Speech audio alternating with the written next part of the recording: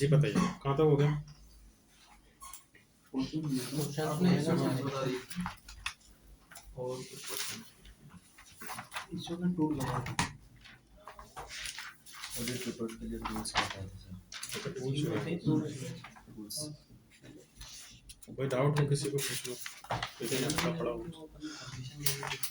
Publish करी ना बाद में। सर अगर उसको कोई चीज अपने वेबसाइट अगर अपने को पोस्ट किया है वेबसाइट पे और वो बाय लिंक दिख रही है बट जब हम उसको कीवर्ड से सर्च कर रहे हैं तो वो उसमें आ ही नहीं रहा है, तो वो किस वजह से होता है? एसईओ एसईओ में सारी चीजें ग्रीन इंडेक्सिंग अभी आप लोगों का सिर्फ इंडेक्स हुआ है पेज, अगर यूआरएल वाइज देख पा रहे हो दैट मींस कि वो इंडेक्स हो गया है। लेकिन कीवर्ड से अगर आप सर्च करोगे, अब अपना तो मेन गोल वही रहेगा कि कीवर्ड से सर्चिंग में आना चाहिए। अब या तो कीवर्ड से सर्चिंग में टॉप 100 में है ही नहीं, या कहीं कहीं आ रहा है कहीं नहीं, जैसे 7वें पेज तक आ रहा है, तो वो फिर डिपेंड करता है आपके बहुत सारे फैक्टर। जैसे प्राइमरी फैक्टर तो यही हो गया कि आपका कंटेंट पूरा कॉपी पेस्ट है, तो रैंकिंग से आने से 8 पेज और 8 पेज में किसी में भी नहीं आ रहा है, तो उसका रीजन वही समझ नहीं आया कि एसईओ कंटेंट डुप्लीकेट हो सकता है, या फिर अभी ऑडिटिंग में और भी बहुत सारी चीजें आपको मैं बताऊंगा। सर जैसे योस्ट प्लगइन है, जैसे अपन H1 में हेडिंग डालते हैं वही उसका जो फोकस कीवर्ड से स्टार्टिंग करना रहता है ग्रीन से, तो H2 में भी फोकस तो पूरा सेम ही हो जाएगा। मैंने दूसरी वेबसाइट देखी थी तो उस पे तो ऐसा कुछ नहीं कि H1 पे अगर आप प्राइमरी फोकस कीवर्ड ले रहे हो तो ठीक है, जैसे ये ग्रीन सिग्नल ही जब दे रहा है तो जब मैंने आपको बोला था ना ऑप्शनल है जो भी एक्टिविटीज है। मैंने आपको ये बोला कि अगर आप टाइटल में भी एक बार लिखोगे डेट विल बी ओके, उससे भी कोई दिक्कत नहीं है, लेकिन रैंकिंग डिले कर सकती है। बट अपन जो कर रहे हैं अभी H1 H2 आप मत करो, कोई प्रॉब्लम नहीं, आप दूसरा कीवर्ड यूज कर लो। लेकिन जहाँ पे आपका 3 महीने का काम है, 2-15 दिन में आने का होगा, वहाँ 3 महीने लगा देगा वो, वैसे कोई फिक्स नहीं होता है। आप सिर्फ टाइटल में यूज करते हो, कंपटीशन कम है तो वो वैसे भी रैंक कर जाता है। जो दूसरे लोग यूज कर रहे हैं वो अपनी रिसर्च के अकॉर्डिंग कर रहे हैं, आपको अपनी रिसर्च के अकॉर्डिंग करना है। मैंने जो बताया या तो आप वैसे करो या आप अपनी रिसर्च के अकॉर्डिंग करो। तो सिर्फ टाइटल में कीवर्ड लगाओ, H1 H2 में मत लगाओ, कुछ और दूसरे कीवर्ड लगा लो उसके अंदर, तो काम तो आपका उससे भी हो जाएगा। लेकिन फिर आपको पैरेलल 3 कीवर्ड पे काम करना पड़ेगा। ये तो क्वेश्चन था मेरा, जो हम इनबाउंड और आउटबाउंड लिंक लगाते हैं उससे कुछ फिक्स होता है या वो भी वर्ड्स के ऊपर डिपेंड करती है कि हम ज्यादा लगा सकते हैं उस लिंक को? फिक्स एज इन फिक्स जैसे सपोज करो अपने को 4 लगानी रहती है, 3 इनबाउंड और 1 आउटबाउंड, तो अगर सब कंटेंट बड़ा है तो क्या हम उसको इंक्रीज कर सकते हैं या वो फिक्स ही है? नहीं, वो तो देखो उसके गाइडलाइंस ऐसे कोई फिक्स नहीं है, कहीं लिखा भी नहीं है कि आपको 3 या 4 लगाना है, लेकिन स्पैम स्कोर आपका बढ़ जाता है। तो आप अपने ही पेज के लगाने। हाँ, तो आप जैसे कोई टूल यूज करोगे थर्ड पार्टी का, जो स्पैम स्कोर चेकर होते हैं आपके, जैसे मोज वगैरह, इसका कभी यूज करोगे, अभी ये टूल्स आप पढ़ने वाले हो, तो वो लिंक के अकॉर्डिंग आपका स्पैम स्कोर डिसाइड करते हैं। तो ज्यादा हाइपरलिंक बनाने से आपका स्पैम स्कोर बढ़ जाता है। एक तो अपने होम पेज की लगानी है और सेकंड अपनी वेबसाइट। होम पेज की जरूरी नहीं है, मैंने तो ऐसे ही आपको एग्जांपल के लिए बताया, बस सेम डोमेन के 2 पेज होने चाहिए, और वो 2 पेज अगर रिलेवेंट होंगे तो अच्छी बात है, क्योंकि उससे आपको रेफरल ट्रैफिक मिलता है। अभी आपने हाइपरलिंक तो कर दिया इस पेज पे, लेकिन कोई क्लिक ही नहीं कर रहा है, तो अगर आप उसको क्लिक करवा के दूसरे पेज पे उसको करते हो, तो कस्टमर आपका इस पेज पे आया था, दूसरे पे नहीं आया, ठीक है। अब बैकलिंक अलग बात है, जरूरी नहीं कि आपको सारे काम बैकलिंक के लिए ही करने हैं। तो अगर मैं इंटरनल लिंक बना रहा हूँ तो मैं क्या कर रहा हूँ, उसको अपने इस पेज से दूसरे पोस्ट पे रिडायरेक्ट करवा, जैसे ब्लॉगिंग में हुआ, आपका जो ऑर्गेनिक ट्रैफिक है वो उस पेज को मिला, अब आपने क्या किया, अपने दूसरे आर्टिकल को भी कर दिया उसके साथ हाइपर लिंक, तो अब क्लिक करके वो उस पे भी तो जाएगा, तो उसकी भी ऑर्गेनिक वैल्यू बढ़ रही है साथ में। तो हिट्स पे भी ध्यान रखना है, इसको बोलते हैं रेफरल ट्रैफिक, एक पेज से एक डोमेन से दूसरे डोमेन से आता है, तो रेफरल ट्रैफिक मिलता है क्या सर उसमें कुछ? क्या इम्प्रूव होंगे कीवर्ड आपके? ये कीवर्ड स्टफिंग का गूगल में अलग आंसर दिखा रहा था, ये टारगेट कीवर्ड ना होता फिर ही अपना होता। बताओ ना क्या दिखा रहा था गूगल में अगेन एंड अगेन दिखा रहा था, वो मल्टीपल टाइम गूगल की लिंक से याद कर रहा है सर, आपने बोला था ना मैं पूछूंगा सब एक एक चीज। नहीं वो थोड़ी, तो मैंने देखा तो सब थोड़ा डिफरेंट था। तो क्या दिखा वही तो पूछ रहे हैं सर, समझ में क्या आया? ये जो दिखा, हाँ तो बोलते रहा ना, वेबसाइट और वेबसाइट्स दोनों, उसने वेब पेजेस को वेबसाइट्स कर रखा है, एस लगा रखा है उसने, वेब पेज और वेब पेजेस। तो पेजेस बोल रहा है डेट मींस के 2 पेज की बात कर रहा है, पेज बोल रहा है मतलब उसी पेज की बात कर रहा है, ग्रामेटिकल सेंस है उसका।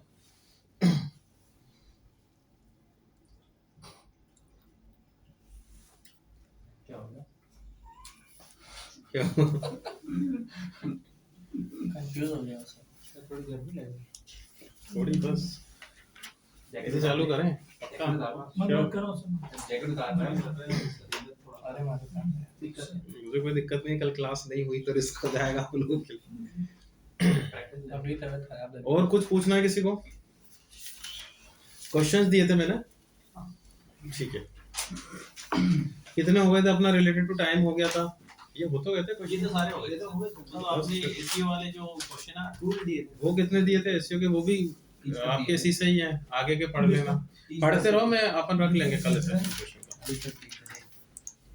चलो, ऑडिटिंग मैंने बताया आपको कि ऑडिटिंग मतलब है, और सीक्वेंस ध्यान रखना बस कि अपने को पहले क्या करना होता है। सेकंड अपना प्रोडक्ट रिसर्च होता है, उसके बाद आप कीवर्ड रिसर्च करते हो, कीवर्ड्स के बाद कीवर्ड का प्लेसमेंट होता है, कंटेंट मतलब कंटेंट बनाते हो आप, और फिर आप वेबमास्टर पे सबमिट करने से पहले उसका ऑडिटिंग रखते हो। तो ऑडिटिंग में हमारा प्राइमरी गोल ये रहता है कि उसको गूगल पे ले जाने से पहले उसकी कुछ कमियां जो भी बची हुई हैं, बग्स वगैरह जो भी हैं, वो एक बार फाइंड आउट कर ले। तो उसके लिए अपने पास टूल्स है।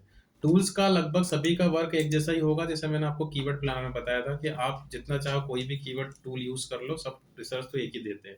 इंपॉर्टेंट काम ये रहता है कि उसमें से कीवर्ड का प्लेसमेंट कैसे करना और किस टाइप के कीवर्ड निकालने हैं। ऐसे यहाँ पे अभी आप इनिशियली एक तो ये वाला tool SEO Quake and second SEO Minion, इनके दोनों के एक्सटेंशन लगा लेना जैसे लगे हुए एसईओ क्वैक और एसईओ मीनियम।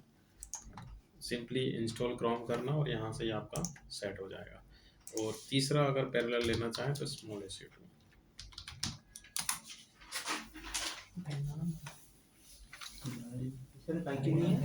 ऑडिटिंग के लिए ऑन पेज ऑडिट कर रहे हैं अभी अपन।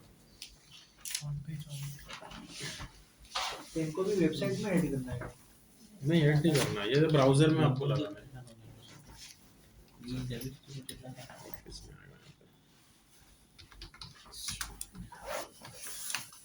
वेबसाइट एसईओ स्कोर चेकर करके एक टूल मिलेगा, इसमें आपको ये ओपन करना है। सर एक पेन दो ना। हर पेज का इंडिविजुअल आपको ऑडिट निकालना रहता है। अब देखो, ऑडिट का भी पूरा कॉन्सेप्ट समझो पहले कि ऑडिटिंग भी दो टाइप की होती है।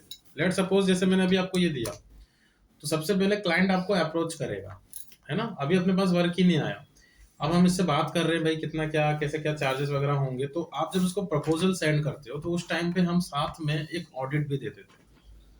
वो मांगे नहीं मांगे आप तो रख दो। और अभी उसने ऐसा कोई आइडेंटिफाई भी नहीं किया है आपको कि भाई किस पेज पे काम करना है, तो हम होम पेज को टारगेट कर लेते हैं, ठीक है। और इसकी ऑडिट रिपोर्ट आप उसके प्रपोजल में उसके साथ सेंड कर दोगे, तो इससे थोड़ा सा क्लाइंट इंप्रेस हो जाता है, क्योंकि जो कमी आप निकाल के दोगे वही कमी बाद में आपका वर्क बनेगी अगर उसने वर्क दिया आपको तो। ओके, अब सपोज अपने पास वर्क आ गया तो फिर आपकी मंथली ऑडिटिंग चलती है। मंथली मतलब प्रीवियस मंथ से कंपैरिजन में आपका आज का इंप्रूवमेंट बताऊंगा उसको। तो ये ऑन पेज और ऑफ पेज में आपका रेगुलर चलता रहता है। तो पहले अपन किसी भी एक रैंडम पेज को टारगेट कर लेते हैं। अब अगर उसके पास 5 टाइप की सर्विस चल रही हैं और 5 पेजेस बने, ध्यान रखना आपको 5 टाइम्स रिपोर्ट निकालनी पड़ेगी, क्योंकि हर पेज में इंडिविजुअल टाइटल होता है, इंडिविजुअल कीवर्ड्स होते हैं।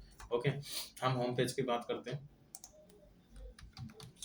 तो टूल्स मैंने बहुत सारे आपको लिखवाए, सभी अल्टरनेट है। पहले तो आप सिंपल सा जैसे एक एक्सटेंशन लगा लेना एसईओ क्वैक और एसईओ मीनियम ब्राउजर में।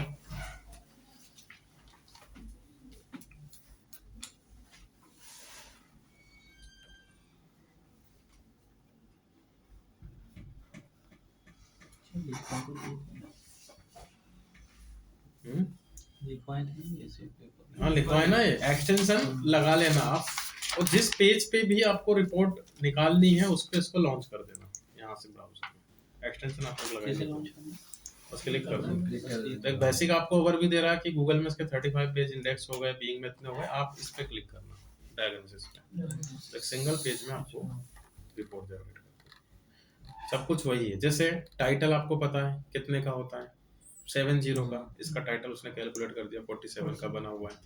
Canonical, Meta description, headline, images, frame, flashes. अब कुछ चीजें जो आपको पता है, कुछ चीजें जो आपको नहीं पता है, उस पर अपन बात करेंगे, ठीक है। डॉक टाइप क्या लिया उसने, लैंग्वेज क्या ली है, फेव आइकन लगाया नहीं लगाया। तो एक सिंगल पेज में एक रिपोर्ट आ गया। देखो, रिपोर्ट्स का कोई एंड नहीं है, आप 1000 पॉइंट की रिपोर्ट बनाओ, बट जो सबसे ज्यादा आपके मेन पॉइंट्स हैं जिससे आपका रैंकिंग पूरा डिपेंड करता है, मैंने पूरा आपको सेपरेट करके दिया हुआ है।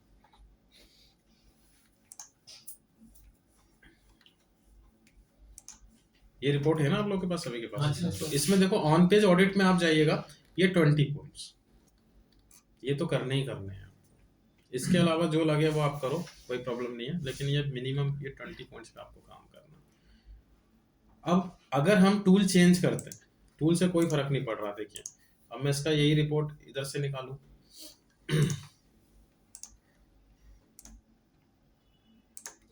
ये भी वही बता रहा है टाइटल का क्या है कॉन्सेप्ट, H1 H2, या हम इससे निकालें,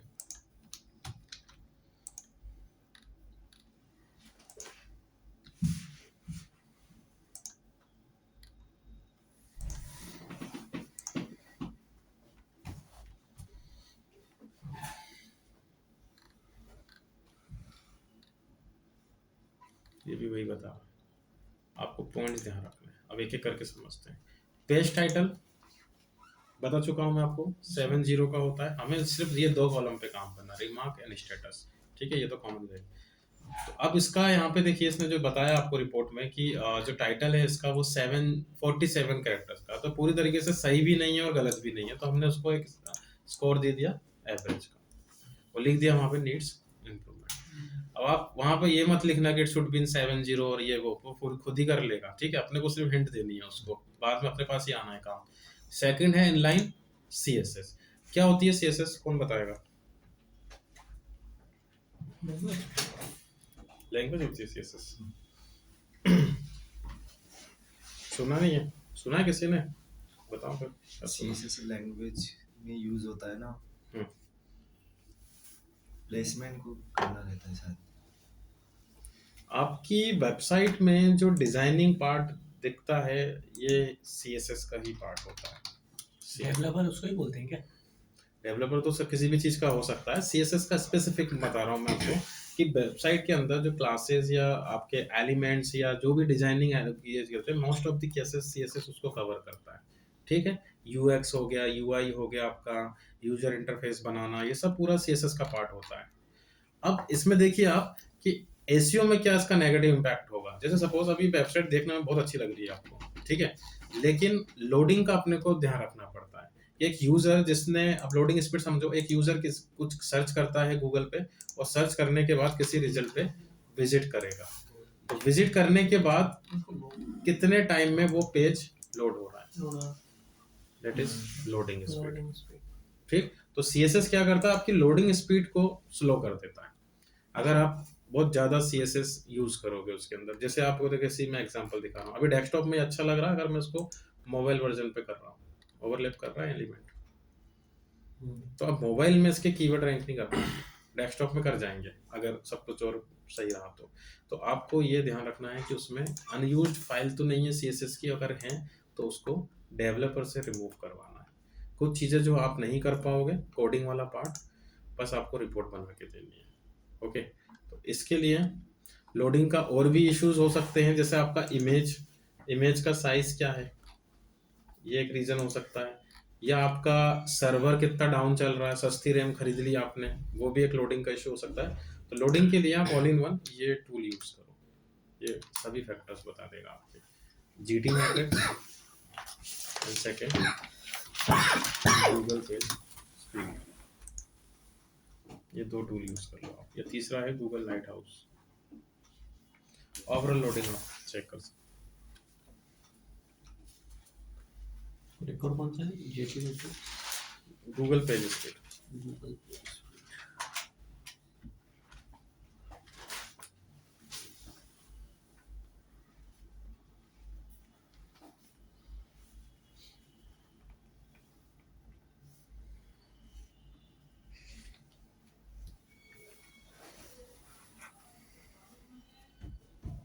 वेबसाइट का वो पेज जिसका आपको रिपोर्ट निकालना है, जैसे हम उसकी होम पेज निकाल रहे हैं।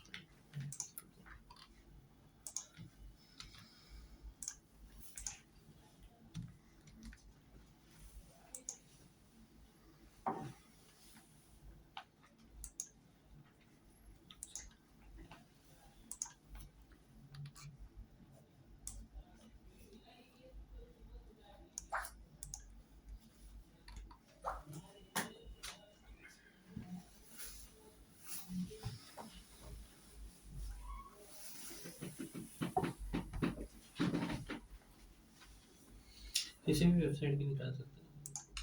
हम्म।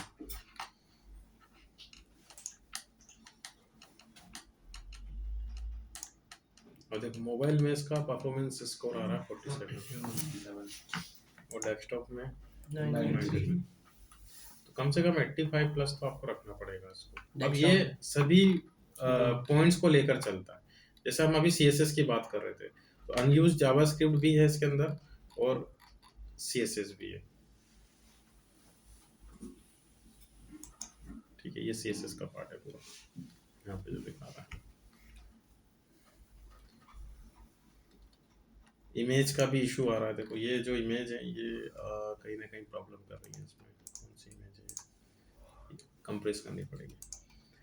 और कितना उसका लोडिंग टाइम जा रहा है आप इधर से देख सकते हैं, 9.7 सेकंड का में लग रहा है उसको एवरेज लोड होने में। और पेज का जो साइज है इसका 5.66 MB। तो आइडियल टाइम क्या होता है? आइडियल टाइम होता है विद इन 3 सेकंड। 3 सेकंड के अंदर अंदर आपका लोड हो जाना चाहिए। लिख लो ये चीज आप। और आइडियल पेज साइज होता है 3 MB से नीचे, विद इन 3 MB। मोबाइल होगा तो जल्दी हो जाएगा। हाँ सर, ये तो डाटा पे भी, इस पे तो भी तो हाइब्रिड का मोबाइल होगा तो और जल्दी लोड हो जाएगा। क्या बोल रहे हो? 3 सेकंड वो नेटवर्क का बोल रहा है। नेटवर्क जितना कम होगा 3 MB की नेटवर्क मतलब सर्वर? सर्वर, हाँ इंटरनेट स्पीड की बात है। नहीं तो इंटर एवरेज है ना ये सब चीजें। अब इंटरनेट सभी का स्लो थोड़ी चलेगा, एवरेज निकाल रहा है। आपका स्लो है, बाकी 99 का तो परफेक्ट चल रहा है। तो वो फैक्टर जो कॉमन है वो काउंट वो करता है। Ideal page 3 MB। अब हाँ, रैम का इशू है, सर्वर का इशू है। आपने सस्ती रैम ली तो वो तो सबके लिए प्रॉब्लम क्रिएट करेगा। अब इंटरनेट जैसे मेरे यहाँ ब्रॉडबैंड है, आप मोबाइल से चला रहे हो तो उससे उसको क्या, वो तो सिर्फ आप ही का सर्वर डाउन चल रहा है, बाकी तो अच्छे चल रहे हैं। तो एवरेज निकालते हैं इन लोग।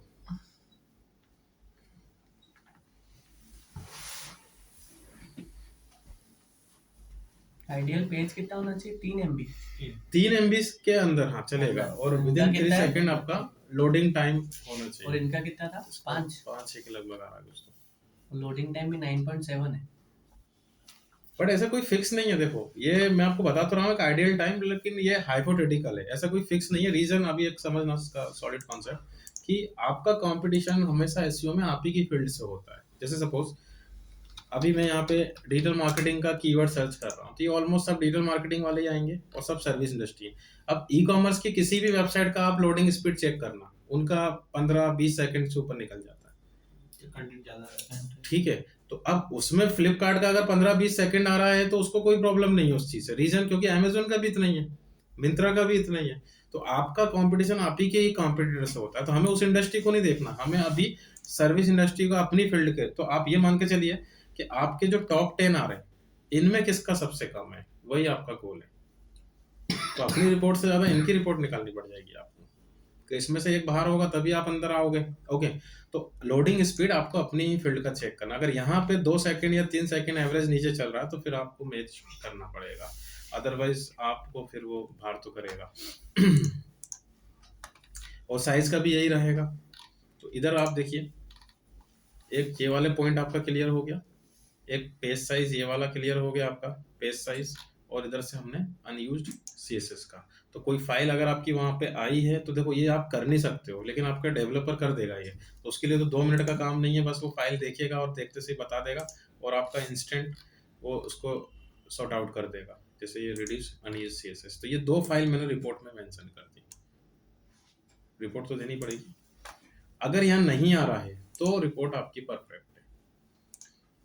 ठीक है, तीसरा ये हम आगे समझेंगे। फोर्थ देखिए, सिंपल सा है। इसमें आपको ये बताना है कि जिस पेज का अभी आप रिपोर्ट निकाल रहे हो वो इंडेक्स है या नहीं है। और आप कैसे चेक करोगे इंडेक्स है या नहीं है? URL वाइज इंस्पेक्शन करके। नहीं, इंस्पेक्शन की जरूरत थोड़ी है। वेब मास्टर का एक्सेस लगेगा ना उसमें। तो अभी तो उसने काम कहाँ दिया है अपने को, बार बार से कर रहे हैं अपन तो। देखो पेज आ गया, तो ये पॉइंट भी आपका क्लियर हुआ। 5वां SEO फ्रेंडली URL टेस्ट। अब इसको आप समझिए। देखो अब ये आपको 2 तरीके से समझना है कि हम किस पेज का SEO कर रहे हैं, होम पेज का कर रहे हैं या सब पेज का कर रहे हैं। सब पेजेस जो आपके अंदर होते हैं, जो डोमेन के बाद कुछ आता है दैट इज सब पेजेस, ठीक है। तो अगर आप सब पेज का कर रहे हो तो उसके कॉन्सेप्ट अलग समझने हैं, होम पेज का कर रहे हो तो उसके कॉन्सेप्ट अलग। होम पेज का अगर हम कर रहे हैं तो आपको प्राइमरी लेकर चलना है कि स्लैश लगा के इंडेक्स या स्लैश होम, ऐसे नहीं होना चाहिए। डोमेन के भी 3 पार्ट होते हैं, वो लिखो पहले। रूट डोमेन,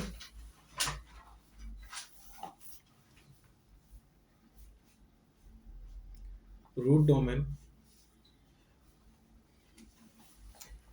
ये होगा आपके xyz.com के फॉर्मेट में, ब्रैकेट में लिख लेना xyz.com, इसको बोलते हैं रूट डोमेन। एक होता है सब डायरेक्टरी,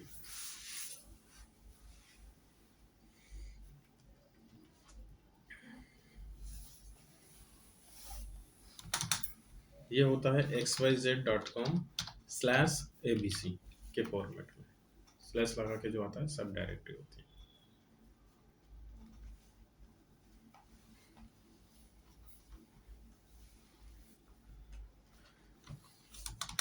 थर्ड होगा आपका abc.xyz.com, इसको बोलते हैं सब डोमेन।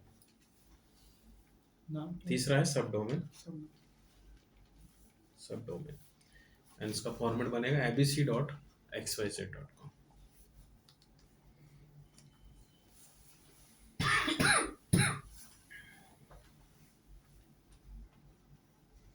तीनों प्रॉपर्टी अलग अलग है।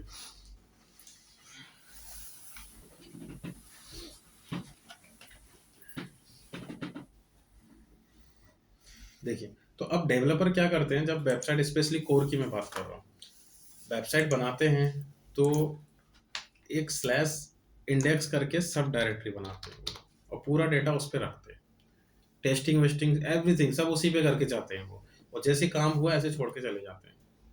और आपके पास आती है वेबसाइट तो आप ऊपर देखते ही नहीं हो कि स्लैश इंडेक्स लगा के क्या लगा है, आप हो जाते हो अपना काम स्टार्ट करने में, टाइटल, मेटा डिस्क्रिप्शन, वो सब। तो यहाँ पे क्या दो एक पैरेलल पेज बनाता है ये, कि जब आप उसको .com के साथ देखोगे तब भी वही कंटेंट दिखाएगा, और जब आप उसको स्लैश इंडेक्स करोगे तो भी वही कंटेंट दिखाएगा। समझ गए अब आप? तो आपका जो कंटेंट है वो डुप्लीकेसी में आ जाता है, कीवर्ड स्टफिंग और इतने सारी चीजें एक साथ हो जाती हैं उसमें, तो आप कितनी मेहनत करते रहो आप एसईओ नहीं कर सकते इस टाइप के पेज का। तो आपको सबसे पहले क्या करना है, ये फॉर्मेट चेक करना है, और अगर स्लैश लगा के कुछ आ रहा है होम पेज पे तो आपको उसको हटवाना पड़ेगा, उसको बोलते हैं हम सब डायरेक्टरी। सब डायरेक्टरी का पर्पस होता है बनाने का, जैसे बहुत सारे लोग मल्टीपल कॉन्सेप्ट पे काम, जैसे मैं एक एग्जांपल दिखाता हूँ। अब जैसे एक क्लाइंट है, अब इनका आईटी कंपनी है, आईटी की सर्विसेज दे रहे हैं। अब इसने मुझे बोला कि सर मुझे ब्लॉगिंग भी स्टार्ट करना है, मतलब सिखाना भी है, वेबसाइट वगैरह का काम पूरा ऑनलाइन आर्टिकल्स वगैरह पब्लिश करने हैं। तो उसके लिए आपको नया डोमेन लेने की जरूरत नहीं है, आप क्या करो सेम डोमेन पे ब्लॉग बना दो। तो हमने क्या किया यहाँ पे उसके लिए ब्लॉग रेडी कर दिया, तो स्लैश ब्लॉग, तो यहाँ पे स्लैश ब्लॉग जब आप करोगे तो उसको आर्टिकल्स दिख रहे हैं, और उसने गूगल एडसेंस वगैरह जो भी उससे मोनेटाइज कर रहा है, और इधर मेन डोमेन पे वो क्या बेच रहा है, सर्विस बेच रहा है, दोनों काम होगा एक ही डोमेन से। और इवन ब्लॉगिंग में भी ये काफी हेल्पफुल होता है, जैसे कोई सर्विस क्लाइंट भी आता है और अगर आप उस पर ब्लॉग बनाओगे तो इससे यहाँ पे बेनिफिट हो जाता है। रीजन क्योंकि ऑर्गेनिक वैल्यू ब्लॉगिंग की ज्यादा होती है, क्योंकि इसका ट्रैफिक ऑर्गेनिक आता है, और जो सर्विस कीवर्ड अगर आपके वो रैंक नहीं भी हो रहे होंगे तो इसके ट्रैफिक से ये सर्विस में रैंक आता है। क्यों? रीजन क्योंकि आपका जब डीए इंप्रूव होता है तो वो इसकी वजह से, इसका भी डीए, क्योंकि डोमेन तो सेम ही है।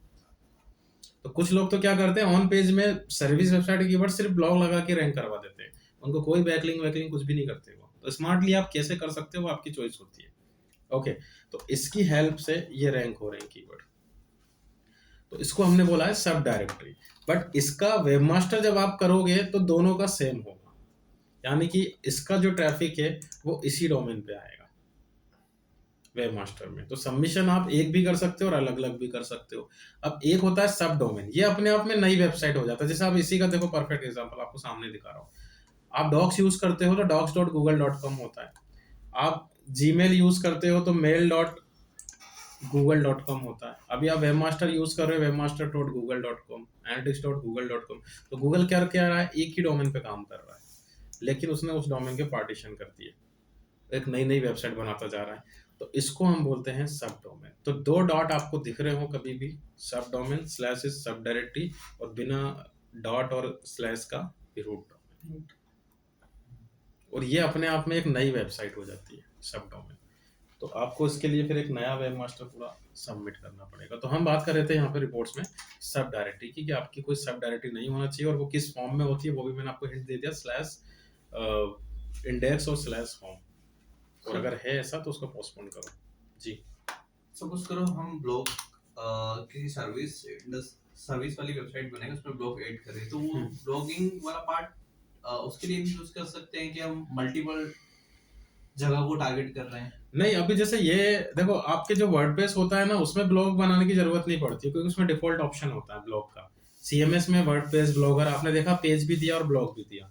ये कोर में जरूरत पड़ जाती है कि कोर में जैसे अब आप देखो, इसमें जो वेबसाइट बनी है ना, ये पीएचपी में बनी हुई है पूरी, ये वर्डप्रेस पे नहीं बनी है, आप देख सकते हैं यहाँ।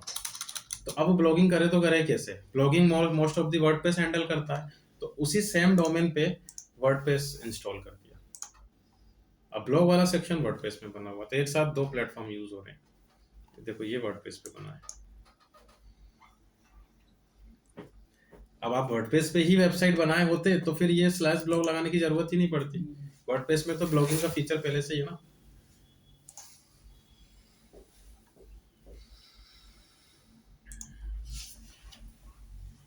ओके, और अगर हम सब पेजेस की बात कर रहे हैं, तो आपके यूआरएल में एक तो लेंथ का ध्यान रखना है। 70 मैंने आपको बताया था, 70 से ज्यादा लेंथ ना हो, इतनी नहीं हो कि चले गई अंदर तक, ठीक है। और उसमें कोई स्पेशल कैरेक्टर्स ना हो, स्लैश और डैश को छोड़कर, क्योंकि वो उसके पैरामीटर होते हैं। जैसे हैशटैग आ रहा है, @ आ रहा है, वो सब आपको जितना हो सकता है उतना रिमूव करना है। ओके, हाँ, यूआरएल पे कोई एक्सपेरिमेंट करने से पहले ध्यान रखना, अगर नया है यूआरएल तो आप कर सकते हो ये चीज। आपसे पहले कोई काम कर गया है कंपनी में और आपने सबसे पहले यूआरएल को ही रख लिया, तो वो पुराना वाला यूआरएल जो है वो डेड हो जाएगा, क्योंकि यूआरएल में 0.1% भी आप चेंज करोगे तो पुरानी वाली यूआरएल खत्म हो जाती है, तो वो 404 एरर में जाएगा, तो और उल्टा काम हो जाएगा आपका। तो फ्रेश वेबसाइट है तो यूआरएल का ऑपरेशन करना, अदरवाइज इग्नोर कर देना इसको। मेटा डिस्क्रिप्शन ये तो आप कर ही लोगे जी। सर अगर यूआरएल में हम कोई चेंजेस नहीं करते हैं और उसकी अगर कैटेगरी वगैरह ये सारी चीजें चेंज करते हैं, तो कुछ इफेक्ट पड़ेगा? बिल्कुल होगा ना। जैसे अभी इसकी सब डायरेक्टरी क्या बन रही है, स्लैश ब्लॉग, ठीक है। अब मैं इसके पेज पे क्लिक कर रहा हूँ, तो अब वो पेज किससे बनाएगा? डायरेक्टरी के साथ में हमेशा ब्लॉग इंक्लूड करेगा। अच्छा, सपोज करो यहाँ पे ब्लॉग नहीं लिखा हो और उसके बाद में ही पेज बना हुआ है, तो नहीं, कैसे बोलो? सपोज यहाँ पर ब्लॉग नहीं लिखा हुआ है और वो एक मिनट मैं सुन लूं इनका। सपोज यहाँ पर ब्लॉग नहीं लिखा हुआ है, वो सिर्फ स्लैश करने के बाद how to upgrade to Python लिखा हुआ है, और फिर मैं अगर उसकी कैटेगरी चेंज करता हूँ, कैटेगरी नहीं, वो डिपेंड, आपकी कैटेगरी आ रही है क्या यहाँ पे? नहीं आ रही है।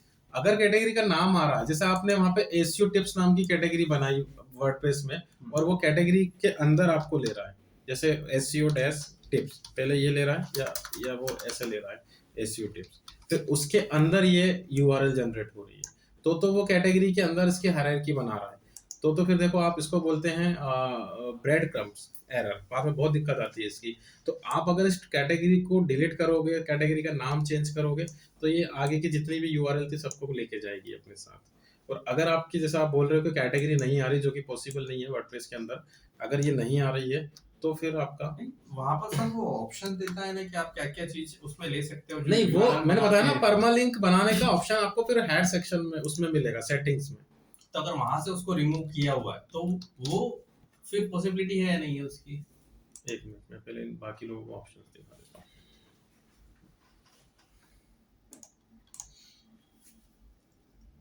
देखो, बाकी लोग भी समझ लो, हो सकता है आप लोगों को नहीं आ रहा समझ में। सेटिंग्स में गए और यहाँ पे परमालिंक्स हुई, ठीक है। तो ये आपको ऑप्शन देता है कि आपको परमालिंक कैसा बनाना है यूआरएल का, डायरेक्ट पेज लेने हैं या फिर कैटेगरी लेना है। तो अब अगर आप कैटेगरी का ऑप्शन रखते हो, या आप कस्टम स्ट्रक्चर भी बना सकते हो, तो यहाँ पे देखो अलग अलग दिख रहा है, या आपको डेट और मंथ भी यूज करना है, तो ये पूरा फॉर्मेट दिया। अब अगर आप, मैं इसको इस पे कर लूँ, अब जैसे सी डिफॉल्ट पोस्ट नेम पे कैटेगरी, तो आपकी कैटेगरी भी आएगी फिर यूआरएल के अंदर। और फ्यूचर में कभी आप कैटेगरी डिलीट करते हो या उससे रिलेटेड, तो आगे के उसके जितने भी यूआरएल है वो सब 404 में जाएंगे आपके, ठीक। रिकवर हो जाएगा, आप उसको रिडायरेक्ट कर सकते हो होम पेज पे, लेकिन कैटेगरी से हायरार्की जो है वो बहुत स्ट्रांग बनती है। जैसे सपोज मैंने आपको बताया थे रूट कीवर्ड, तो रूट कीवर्ड कैटेगरी इंक्लूड करके बहुत स्ट्रांग हो जाते हैं क्योंकि उससे एग्जैक्ट मैच होती है आपकी। अब मैं सर्च कर रहा हूँ एसईओ टिप्स, वो एक रूट वर्ड है, और किसी ने सर्च किया on top 10 SEO tips ideas, दोनों में डिफरेंस है। तो आपका जो आर्टिकल है वो किसको रिप्रेजेंट करता है, कीवर्ड को, रूट वर्ड को नहीं बताता है, लेकिन कैटेगरी आपके रूट वर्ड को बताती है। तो अगर आप कीवर्ड को ही कैटेगरी में कन्वर्ट कर दोगे तो उससे जल्दी रैंक करती है आपकी, और उससे एक फायदा और है आपका कि आपकी कैटेगरी भी रैंक में आ जाती है। और कैटेगरी अगर आप नहीं दोगे तो फिर वो एक लॉस भी है। और तो आप अगर ऐसा चाह रहे हो कि फ्यूचर में अपने को बार बार चेंज नहीं करना है, जैसे मीडिया वाले कैटेगरी पे ही पूरा गेम खेलते हैं, मैंने बताया था आपको लेटेस्ट क्रिकेट न्यूज, वही उनकी कैटेगरी होती है जो मेन कीवर्ड होता है। वो लोग बिना कैटेगरी के काम ही नहीं करते। और कैटेगरी में सबसे इंपॉर्टेंट पार्ट होता है कि उसमें ब्रेड कम्स बहुत इजीली बनते हैं, कि आप गूगल को एक पाथ दे रहे हो कि सबसे पहले देखो, आप समझना, मैं आपको दिखाता हूँ। कैटेगरी डिफाइन करना बहुत ज़रूरी है भाई गूगल में, नहीं तो आगे जब नंबर ऑफ पेजेस बहुत ज़्यादा होते हैं तो वो समझ ही नहीं पाता है। देखिए जैसे मैं इलेक्ट्रॉनिक्स में आया, अब ई कॉमर्स वाले भी यही काम कर रहे हैं। देखो एक प्रोडक्ट पे आया, तो यहाँ पे ये कैटेगरी है इसकी, तो इसको बोलते हैं ब्रेड क्रम्स। के सबसे पहले वो होम पे जाएगा, उसके बाद इसमें जाएगा, उसके बाद इसकी सब कैटेगरी में जाएगा, उसके बाद इसकी सब कैटेगरी में जाएगा। तो मैंने आपको बताया था नेविगेशनल कीवर्ड, अगर आप नेविगेशनल कीवर्ड पे डील करोगे और कैटेगरी नहीं दोगे तो फिर दिक्कत हो जाएगी। देखो यहाँ पे ये कैटेगरी पे काम कर रहा है, देख रहे हो आप, ये 3 कैटेगरी बनी हुई है। अब इनमें से बीच में से किसी एक को भी उड़ा दिया आपने तो ये पूरे की पूरी डेड में जाएंगी, तो वो फिर ब्रेड क्रम्स के इश्यूज आपको देता है। कभी भी ब्रेड क्रम नाम का एरर आ रहा हो आपके वेबमास्टर में तो वो कहीं ना कहीं कैटेगरी मिस हो रही है उसकी। जैसे मतलब कई बार क्या होता है, सैटरडे ऑफिशियल वेबसाइट जैसे उस पर रहती है मेंटेनेंस पे, तो 404 आता है, तो वो लोग क्या करते हैं, यूआरएल चेंजेस करते हैं उसमें, मतलब पेजेस में उस पेज पे नहीं, वो एरर अलग है। 4 मैं आपको एरर लिखा देता हूँ, लिखो। हाँ मैंने देखा है 404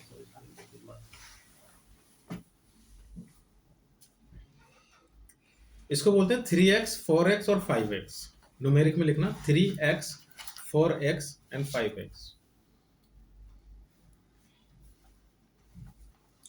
अगर 3 सीरीज का कोई भी एरर आता है आपका, लाइक जैसे 404 301 302 309 307 भी होता है, तो वो हमेशा रिलेटेड टू डोमेन होगा, ध्यान रखना। डोमेन में कोई दिक्कत है, आपके पॉइंट नहीं हो रहा, IMX रिकॉर्ड प्रॉपर वर्क नहीं कर रहे हैं, 345 360 कुछ भी 3 सीरीज 3 आ गया मतलब वो डोमेन की प्रॉब्लम है। 4 सीरीज का अगर कोई भी एरर होता है उसको 4x बोलते हैं हम, ये हमेशा रिलेटेड टू URL होता है। जिसमें से एक अभी आपने बोला 404 पेज नोट फाउंड या dead pages related to URL जी। अब आपका URL सर्वर से डाउन चल रहा है, या सर्वर उसको रिक्वेस्ट नहीं भेज पा रहा है, या वो डेड ही हो गया, आपने उसका चेंजेस कर दिए, या कुछ भी हो सकता है। 4 आ गया स्टार्टिंग में तो मतलब वो रिलेटेड टू URL है। थर्ड होता है 5 सीरीज का 5x जिसको हम बोलते हैं, ये हमेशा रिलेटेड टू सर्वर होता है। आपके सर्वर डाउन चल रहा है, सर्वर रिक्वेस्ट नहीं दे रहा है, या सस्ता सर्वर ले लिया, जैसे मोस्ट पॉपुलर है 509 एंड 511। ये server 5x sir web hosting का वो जो रहता है उसी का ही बोल रहे हो, ये उसकी साइड से रहता है, होस्टिंग कम वाली लेके होस्टिंग या सर्वर की साइड से रहता है, तो ये चीज ध्यान रखना।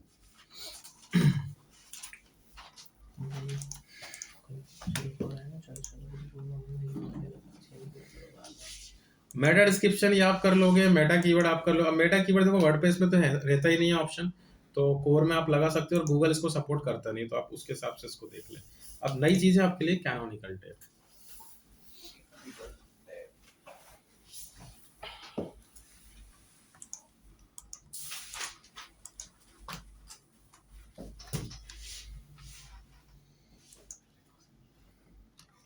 देखो कैनोनिकल HTML का एक टैग है जिसको हेड सेक्शन में लगाया जाता है, और क्यों लगाया जाता है उसके पर्पस अपन समझ लेते हैं।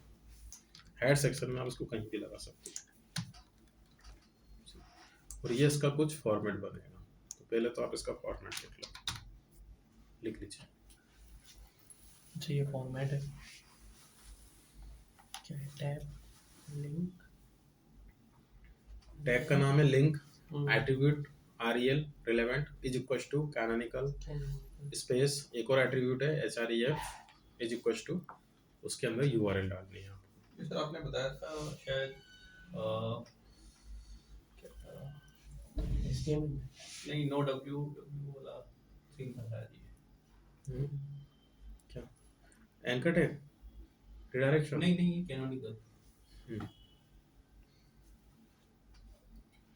तो देखो आपको मैंने बोला कि HTML के अगर आप कोई टैग यूज कर रहे हो तो वो तो सब प्री डिफाइन ही है, हम बस उनका यूज ही कर सकते हैं ऑपरेशन का क्या करना है। तो इसमें आपका ऑपरेशन बस इतना सही होगा कि आपको यहाँ पे यूआरएल चेंज करनी है, और कब क्या यूआरएल लेनी है उसकी 3 कंडीशन में बता देता हूँ। तो मोस्ट प्रोबेबली 3 कंडीशन पे आपको कैनोनिकल लगेगा। फर्स्ट लगेगा ब्रोकन लिंक्स को सॉर्ट आउट करना, डेट पेजेस 404 जिसके भी हम बात कर रहे थे।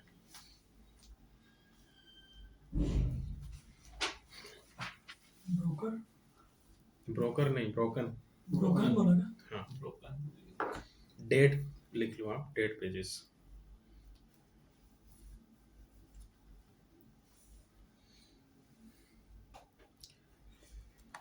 जैसे मैंने अभी आपको बताया कि हम कोई कीवर्ड सर्च कर रहे हैं और आप उस पर क्लिक करते हो तो 404 आता है ना।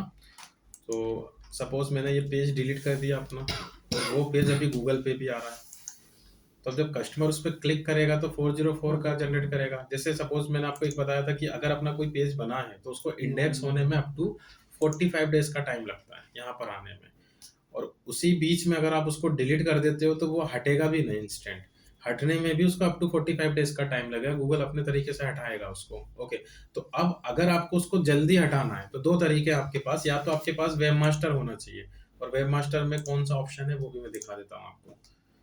सी आपको रिमूवल का एक ऑप्शन दिया हुआ है इसने, तो आप वो जो 404 यूआरएल है उसको यहाँ पे न्यू रिक्वेस्ट पे रखो, पूरा वेबसाइट हटाना है या सिंगल वेबसाइट यूआरएल, तो एंटर करना, नेक्स्ट करना, तो वो विद इन 3-4 घंटे हाँ में 3-4 घंटे मैक्सिमम या 1 घंटे में हो जाता है वैसे तो, आपका वो यूआरएल सर्च इंजन से इंस्टेंट हटाएगा। ठीक है, या फिर अपन क्या करेंगे, अब इसके लिए आपको यूआरएल फाइंड करनी पड़ती है पहले, उसके बाद हटता है वो। तो या फिर अपन क्या करेंगे, कैनोनिकल से हेल्प लेंगे कि जब वो उस पर क्लिक करेगा तो ये एरर जनरेट करेगा 404 या पेज नॉट फाउंड, तो उससे आपको कौन सा इश्यू होने वाला है, वही जो मैंने बताया था, बाउंस, एवरेज टाइम, आप समझ गए। तो जो दूसरे पेज हैं अच्छे रैंकिंग में वो भी डाउन होना स्टार्ट हो जाते हैं। तो हम क्या करेंगे, सबसे पहले 404 को रोकेंगे, उसको रिडायरेक्ट करेंगे होम पेज पे, क्योंकि होम पेज एक ऐसा पेज होता है जिसको कोई डिलीट नहीं कर सकता, और करेगा तो वेबसाइट ही बंद हो जाएगी। अंदर के पेज डायरेक्टली इनडायरेक्टली डिलीट हो ही जाते हैं। ओके, तो उसके लिए आप लोग क्या करना, कैनोनिकल टैग लगाना और यूआरएल देना होम पेज की। 2-3 तरीके से इसका यूज करते हैं। तो पहला तो यूज ये हो गया। सेकंड यूज है इसका डुप्लीकेसी। देखो अब मैं ये मान रहा हूँ कि मेरा जो होम पेज है और मेरा जो अंदर का एक ये होटल वाला जो पेज है, इन दोनों में एक ही कंटेंट लिखा हुआ है।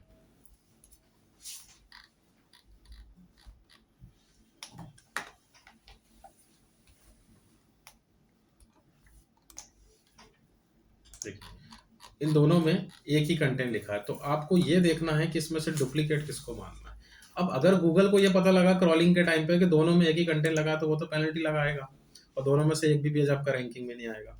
तो हम क्या करेंगे, क्रॉलर को रोकेंगे उसको इंडेक्स करने से, उस पेज को। तो जिस पेज को रोकना है आपको, उस पेज में कैनोनिकल लगाओगे और यूआरएल उसकी दोगे जो ओरिजिनल है। या इसको ऐसे समझो कि डुप्लीकेट वन में आपको प्लेसमेंट करना है कैनोनिकल का, और यूआरएल यूज करनी है ओरिजिनल की। तो मैं ये मान रहा हूँ कि ये होम पेज का डुप्लीकेट है, तो यहाँ पे जो मैं टैग लगाऊंगा तो यूआरएल किसकी दूंगा, होम पेज की। तो ये सेकंड पॉसिबिलिटी है इसकी कि ये आपकी डुप्लीकेसी को रिमूव करता है। होम पेज की यूआरएल क्यों देगा? अब आप बोलोगे कि डुप्लीकेट क्यों कर रहे हैं, मैं एक एग्जांपल दे रहा नहीं, हूँ। मतलब डुप्लीकेट पेज जिसको रोकना है उसकी आप यूआरएल। होम पेज को डुप्लीकेट मान लो और उधर की यूआरएल दे दो। तो होम को तो वो मतलब स्कैन करेगा ही करेगा ना। आप समझो, यहाँ पे मैं दोनों पेज की भी बात कर रहा हूँ मैं, या फिर इस पेज की और इस पेज की भी बात कर सकता हूँ। मैं तो बस ये बता रहा हूँ कि एक कंटेंट एक से ज्यादा पेज पे, अब आप बोलोगे एक से ज्यादा पेज पे हम रखेंगे क्यों, एक जैसा कंटेंट हो जाता है। देखो फेसबुक का डेस्कटॉप वर्जन है facebook.com, फेसबुक का मोबाइल वर्जन है m.facebook.com।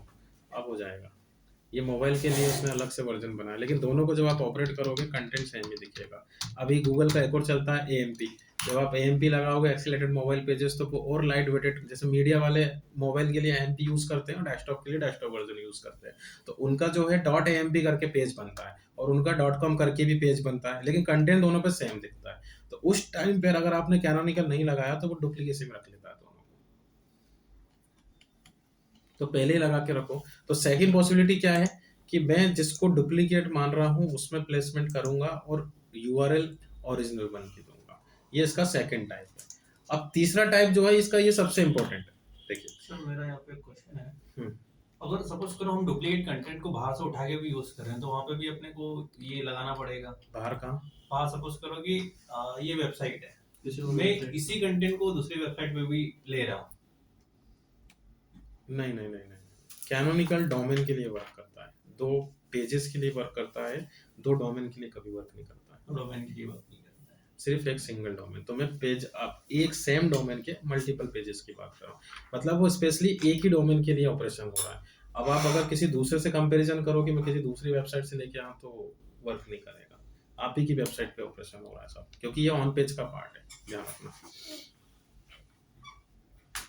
तीसरा जो सबसे इंपॉर्टेंट है कि कुछ सेक्शन आपकी वेबसाइट में हमेशा कॉमन होता है। समझ लो पहले, देखो नेविगेशन और फुटर। अब आप किसी भी पेज पे विजिट कर जाओ, इतना पार्ट तो कॉमन आ ही रहा है और हम लोग इनको भी इग्नोर कर देते हैं। तो आप भाई आप सोचो ना, जब इस पेज को वो डाउनलोड करेगा तो वो सर्विसेज में इनको भी डाउनलोड करेगा, तो ये तो पहले ही डाउनलोड होगा, आप फिर से डाउनलोड करवा रहे हो, तो हर पेज पे हर सेक्शन फिर से रिपीट हो रहा है। तो ये तो क्या बन गई, इंटरनल लिंक बन गई। और हमने बात की थी इंटरनल लिंक आपकी लिमिटेड होना, तो आपको क्या करना है, इसके लिए भी कैनोनिकल लगाना है। तो इसमें ऑपरेशन बनेगा सेम का सेम में, और ये सबसे बढ़िया है इसमें। सभी पेज पे लगेगा सर कि नहीं? जिस पेज पे, जैसे इसने यही किया, देखो जिस पेज पे है उसी का यूआरएल यूज किया, तो अब ये क्या कर रहा है ऑपरेशन में कि इसको ओरिजिनल मान रहा है, बाकी सबको डुप्लीकेट। तो बाकी दोनों ऑपरेशन जो मैंने बताया था स्टार्टिंग में वो तो इसी में आ गए आपके, क्योंकि एक से ज्यादा कैनोनिकल आप लगा भी नहीं सकते, तीनों में से एक बार में एक ही ऑपरेशन आप कर सकते हो। तो आपने क्या किया, सबसे बढ़िया, जिस पेज पे है उसी पेज का यूआरएल लगा दो, तो वो अपने अलावा बाकी सबको डुप्लीकेट कर देगा। तो हर पेज यही तो करेगा, अपने अलावा बाकी सबको डुप्लीकेट करेगा, तो हो गया ओरिजिनल कंटेंट पूरा। तो आपको तीसरा वाला जो ऑपरेशन है वो अडॉप्ट करना है, सेम का सेम में लगाना है। क्या था इसका नाम? नेविगेशन। हाँ,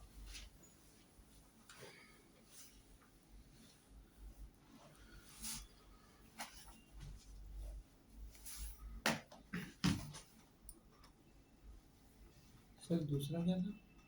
डुप्लीकेट। डुप्लीकेट कंटेंट में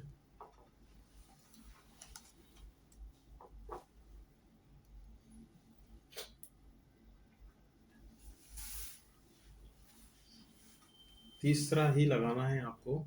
और ध्यान रखना, एक से ज्यादा कैनोनिकल नहीं लगा सकते। ऐसे नहीं कि हमने तीनों ऑपरेशन के 3 बार कैनोनिकल लगा दिया, एक बार में एक ही कैनोनिकल वर्क करेगा। और कहाँ वर्क करेगा, हेड सेक्शन में कहीं भी लगा दो उसको, ठीक है। तो अब आपको हर पेज में लगाना है और सेम का सेम में लगाना। अब बात आती है वर्डप्रेस की। वर्डप्रेस में तो कुछ भी नहीं करना है आपको, योस्ट प्लगइन लगा दिया, आपका काम हो गया। ये जो ऑपरेशन था ये सिर्फ कोर के लिए था। तो देखो अगर कुछ करना है तो उसका देख लेते हैं अपन।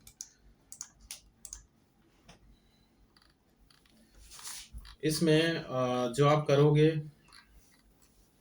तो यहाँ एडवांस ऑप्शन में कैनोनिकल यूआरएल ऑप्शन दे रहा है वो आपको वर्डप्रेस में। तो अभी सेम का सेम तो इसने डिफॉल्ट बना दिया, आप लोग ध्यान रखना। इंस्टॉल करते से जिसका जिस पे है, जो तीसरी कंडीशन, तो आपको कुछ भी नहीं करना, अपने आप बना रहा है वो। हाँ, अगर आप उसके अलावा कुछ कर रहे हो कि इस पेज पे दूसरे पेज का डुप्लीकेट और वो, तो यूआरएल दे देना। टैग लगाने की नीड नहीं है, टैग वो अपने आप लगा देगा, सिर्फ यूआरएल पुट करना है आपको।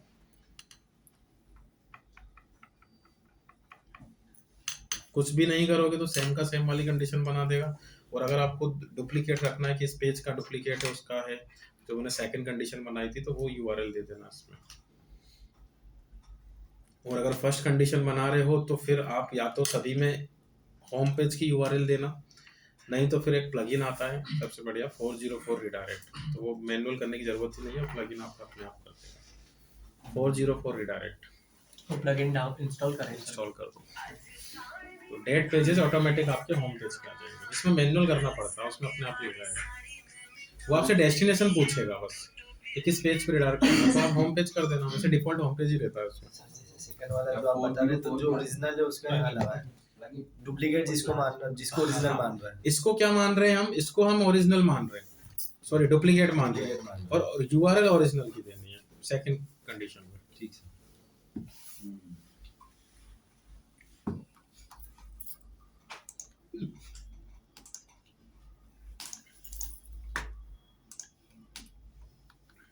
H1 H2 ये आप कर लोगे, गाइडलाइंस मैंने बता दी है कि आपके वेब पेज में एक से ज़्यादा H1 नहीं होना है ना।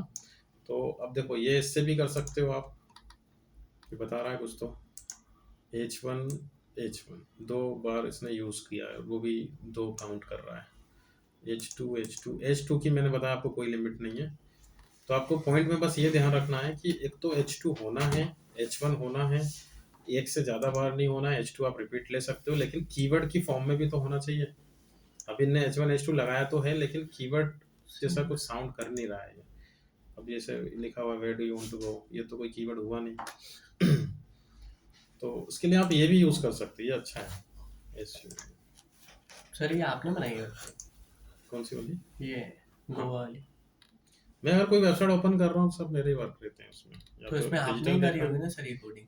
वो दिया नहीं ना, सिर्फ डेवलपमेंट का पैसा मिला, डिजिटल का दिया ही नहीं तो आप हाँ ऐसे थोड़ी होती है। वही नहीं होगा।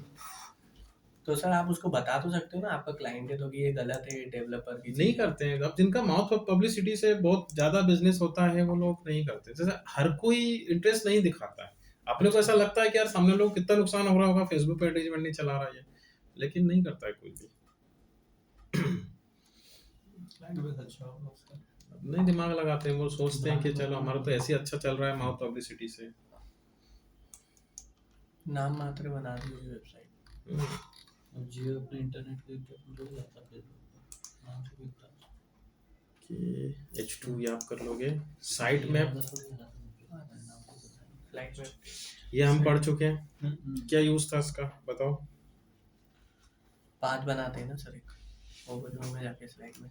फेचिंग, क्रॉलिंग और इंडेक्सिंग। तो साइट मैप एक डायरेक्टरी है जो आपकी वेबसाइट में पहले से ही होती है, नहीं है तो रिपोर्ट में अपन उसको पहले फाइंड करेंगे। इसका काम होता है आपके वेब पेजेस को गूगल के सर्वर पे डाउनलोड करना, ठीक है। तो अभी आपको इस रिपोर्ट में क्योंकि वर्क नहीं दिया तो क्रॉस चेक करना कि साइट मैप है या नहीं। तो देखो टूल के हिसाब से अगर हम चलें तो ये ना, your website does not contains an XML site map, इसके अकॉर्डिंग। बट आप एक से ज़्यादा टूल भी यूज कर सकते हो, या मैंने आपको डायरेक्ट क्रॉस चेक करना भी बताया था, स्लैश साइट मैप। देखो यहाँ बनी हुई है साइट मैप बट वो बता नहीं रहा है। तो आप एक से ज़्यादा टूल, तो साइट मैप के लिए तो सबसे बढ़िया टूल ये है। आप यहाँ पे टाइप करना ये कीवर्ड, ये टूल, ये पाथ भी बता देता है और साइट मैप की रिपोर्ट भी दे देगा आपको। पाथ फाइंड करना थोड़ा सा टफ होता है साइट मैप में। तो आप लोग कीवर्ड टाइप करना एक्सेप्ट हमारा साइट मैप चेक, और इसमें जो भी वेब पेज है उसका। अब साइट में पूरी वेबसाइट पे होता है तो आपको होम पेज देना है।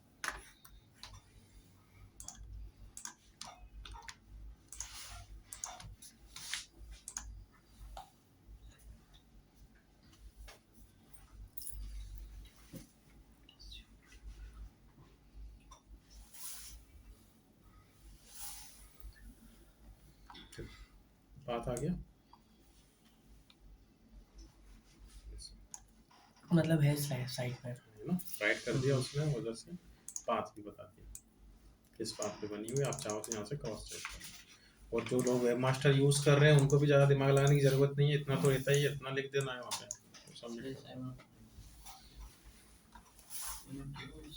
और अगर नहीं होता तो फिर क्या करते हैं आप, ध्यान रखना ये रिपोर्ट अभी जैसे आगे काम करोगे रिपोर्ट दिखाओगे तो फिर उसका मतलब भी पता होना चाहिए अपने को। नहीं बता दिया, मेंशन कर देते हैं कि right now not available.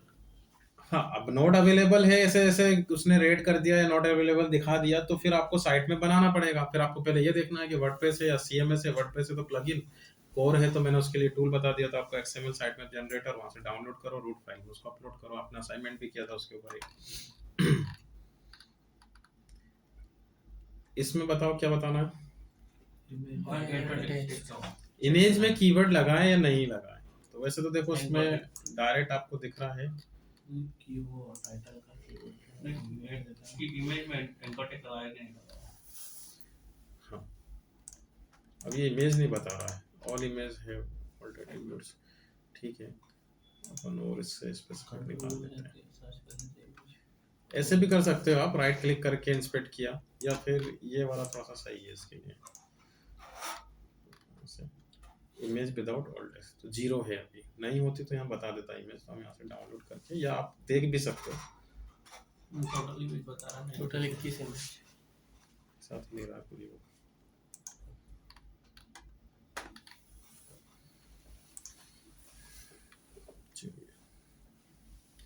Broken link अभी हम बात कर रहे थे डेड पेजेस की, और वो डेड पेजेस आपको अब इसमें वैल्यूज देनी है कि कितने ब्रोकन पेज अभी राइट नाउ आपके एक्टिव है। उसको सॉर्ट आउट करना तो मैंने बता ही दिया, तो कैनोनिकल टैग लगा फिर, या फिर वेबमास्टर का एक्सेस है तो वहां से रिमूव कर दो अगर आप। बट ब्रोकन लिंक भी दो टाइप की होती है, इंटरनल ब्रोकन लिंक और एक्सटर्नल ब्रोकन लिंक। देखो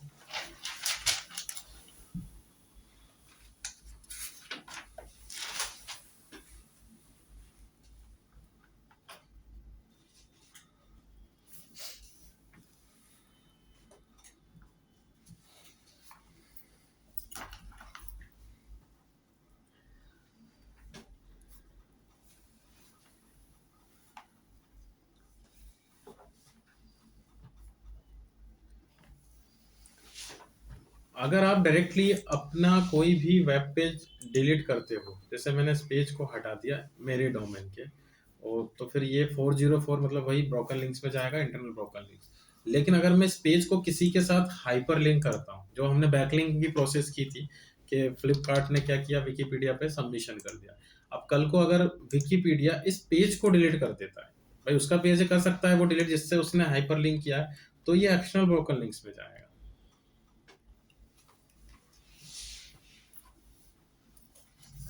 जहां से आपके थर्ड पार्टी डोमेन से अगर आपके हाइपरलिंक डेड होते हैं तो उसको एक्सटर्नल ब्रोकन लिंक बोलते हैं, और इंटरनल मतलब डायरेक्टली आपकी ही पेजेस। तो एक्सटर्नल तो ठीक है, ओकेजनली होता है, इंटरनल का आपको मेनली ध्यान देना है। थर्ड पार्टी ने डिलीट कर दिया। इंटरनल का रोक आप कर सकते हो, एक्सटर्नल का कोई सॉल्यूशन नहीं, क्योंकि वो हमारे कंट्रोल में नहीं है बिल्कुल भी, क्योंकि वो विकिपीडिया है भाई, उसी का वेबमास्टर है, वही कर सकता है उसका सॉल्यूशन। तो यहाँ से आप इससे निकाल लेना, चेक ब्रोकन लिंक्स या स्मॉल एसी टूल पे भी आपको मिल जाएगा। तो ये आपको दी हुई है टोटल रिडायरेक्शन वाली लिंक कितनी है, नो डोमेन लिंक्स कितनी है, 404 लिंक्स कितनी है, तो ये आपको वैल्यूज दे देगा इसमें। ये क्या होता है फेव आइकन, ये छोटू सा जो दिख रहा है देखो ऊपर आइकन, देख रहे हो जीमेल का एनवलप दिख रहा है इनका, ये भी एसईओ में इम्पैक्ट करता है, और मोबाइल यूजर के लिए स्पेशली, कि अगर आपका मोबाइल से ट्रैफिक आ रहा है तो यहाँ पे आपने देखा होगा छोटा सा आइकन दिखता है, उसको ही फेव आइकन बोलते हैं। लोगो का ही समथिंग कुछ पार्ट होता है, ये देखो जैसे ये लोगो है उसी को उसने यूज किया, फ्लिपकार्ट ने ही लगाया अपना। तो वैसे तो डेवलपर का काम है ये, और वो ऑलमोस्ट सब लगा के देते हैं, बट आपको मैं बनाना भी बता देता हूँ अगर आप बनाना चाहो तो। इसके लिए टूल यूज करना,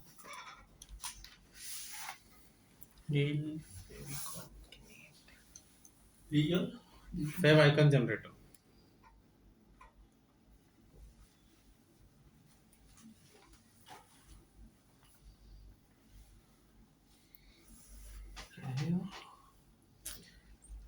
तो ये एक स्टैंडर्ड साइज का है, ये टूल आपकी इतनी हेल्प करेगा कि उसको एक स्टैंडर्ड साइज में कन्वर्ट कर देगा। इसका साइज जो होता है स्क्वायर फॉर्म में होता है, जैसे 20x20, 90x90, 250x250। तो आप अपना कोई भी लोगो जो भी इमेज है उसको अपलोड करो यहाँ पे,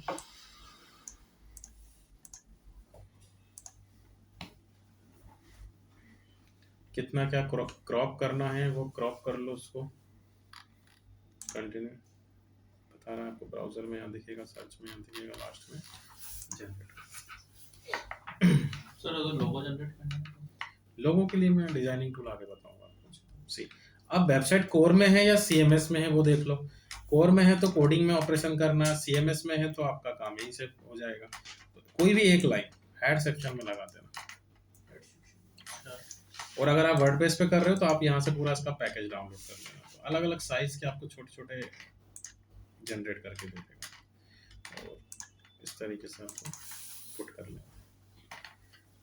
अब वर्डप्रेस में आप लोग कहाँ लगाओगे, वो कहाँ से लगाओगे बता देता हूँ। अपीयरेंस में जाना, कस्टमाइज में, साइट आइडेंटिटी, इसमें लोगो और फिर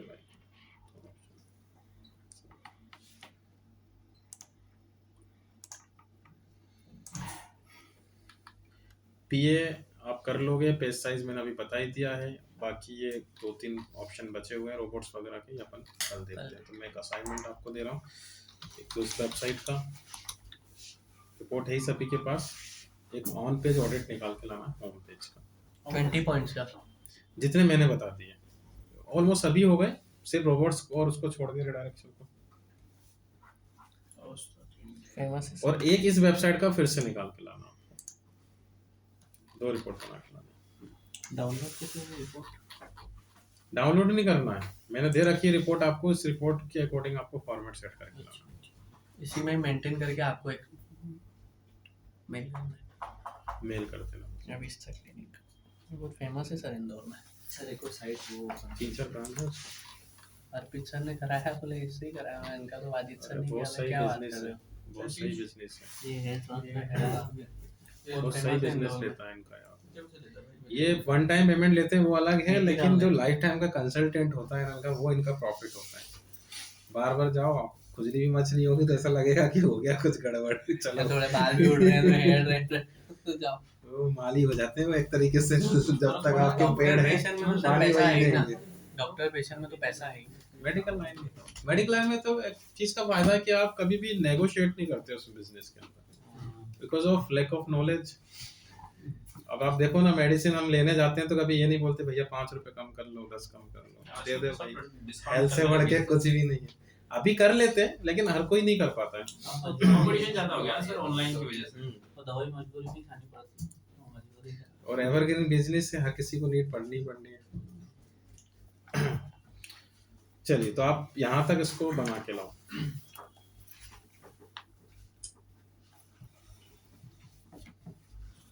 आप लोगों को इंटरेस्ट आ रहा है इसमें? किसको नहीं आ रहा है? आज किसको